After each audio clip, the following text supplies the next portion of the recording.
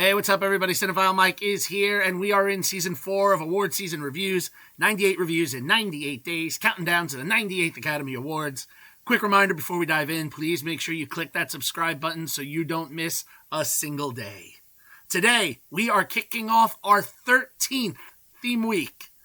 And while we have been here all season celebrating the very best in film, every year we kind of look at that other side of the conversation, right?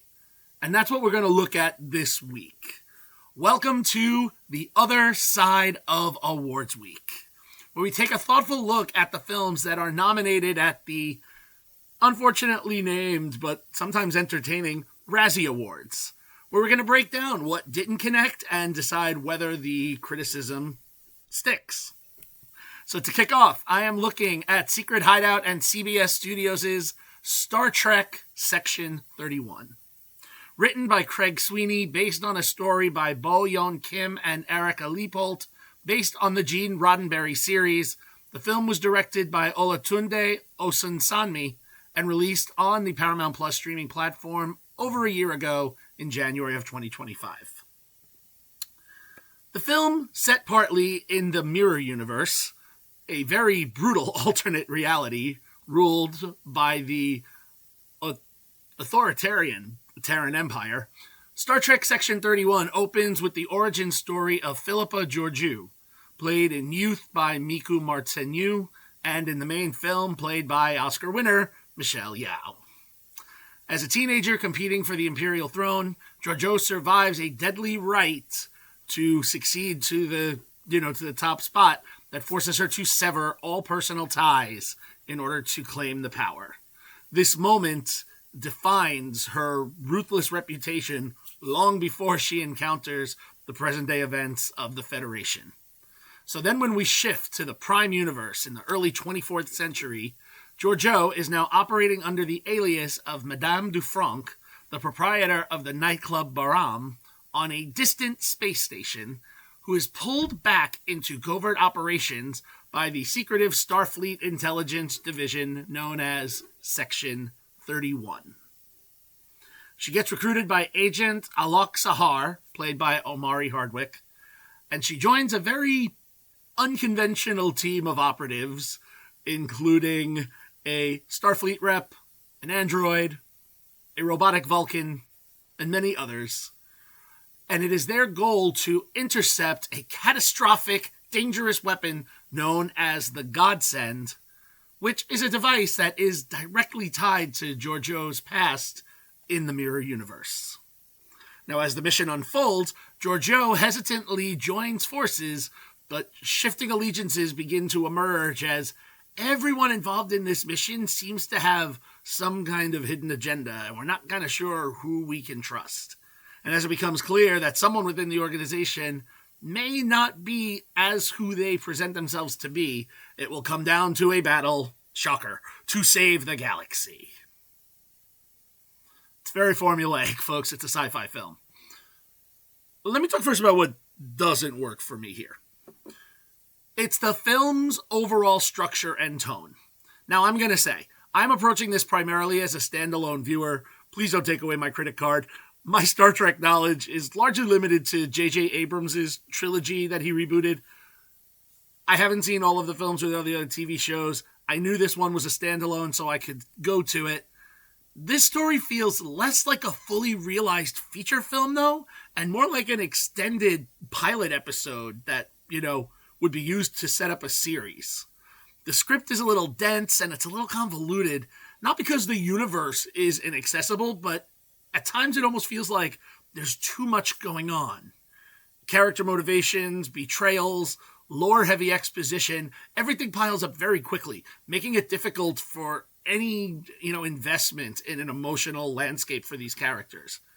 Even the opening sequence, which, is designed to provide this big foundation for Georgiou's arc, and it's a good one, it doesn't carry through the way we need it to later. The film rushes through at about 90 minutes. You wonder if maybe this film needed to be expanded on. I don't think it does. I think 90 minutes is enough time to make a tight film if you keep it simple. The performances only unfortunately compound some of these issues. Much of the ensemble work feels stilted, with dialogue that often sounds unnatural, like not even for a sci-fi film. Michelle Yeoh, she remains the film's central draw. She's the reason why I chose this one of all the films that are up for the Razzies to kind of look at a little bit.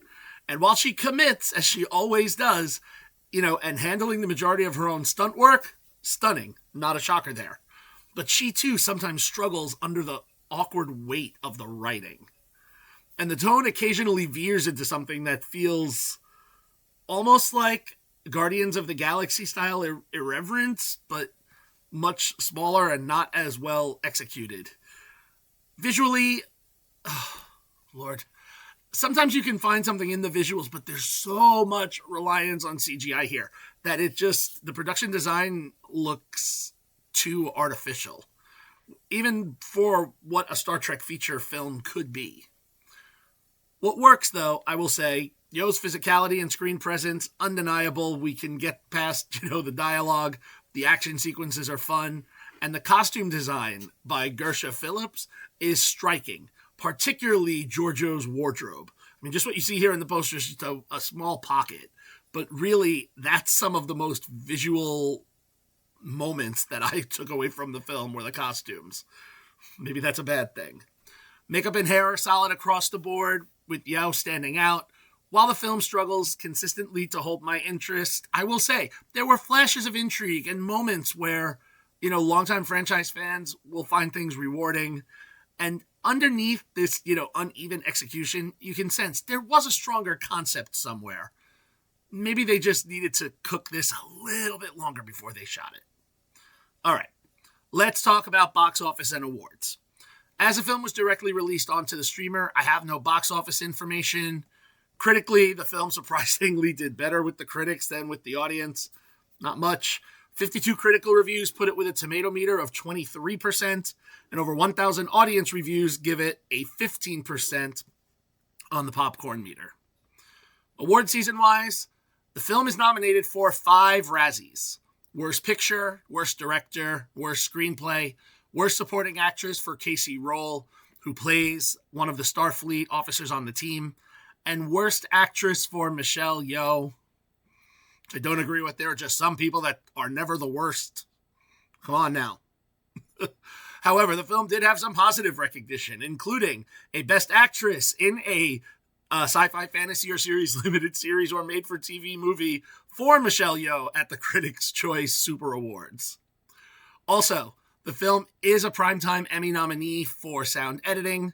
Director Olatunde Osunsanmi won the Outstanding Direction of a Television Movie or Special at the NAACP Image Awards, and it is in the running for a Guild Award by the Makeup Artists and Hairstylists Guild for Best Special Makeup Prosthetics for a Television Series, Limited Series, or Movie Made for Television. So we have some positive recognition here for it. Where do I land? I've seen worse films, and while this one was not stellar, Yeoh elevates it to a very weak, borderline 2-star film. I won't say I necessarily agree with all of the Razzie nominations, and for those who know me, I don't always like to rip on films, as there's always something, but this one was rough. If you're curious to dip into this one, head over to Paramount Plus, where the film is streaming. All right, thank you all for joining me for episode 84 of Award Season Reviews, Season 4. We've got 14 days left, so stay with me. Be sure to like the video, subscribe to the channel, share it with your friends, drop your thoughts in the comments.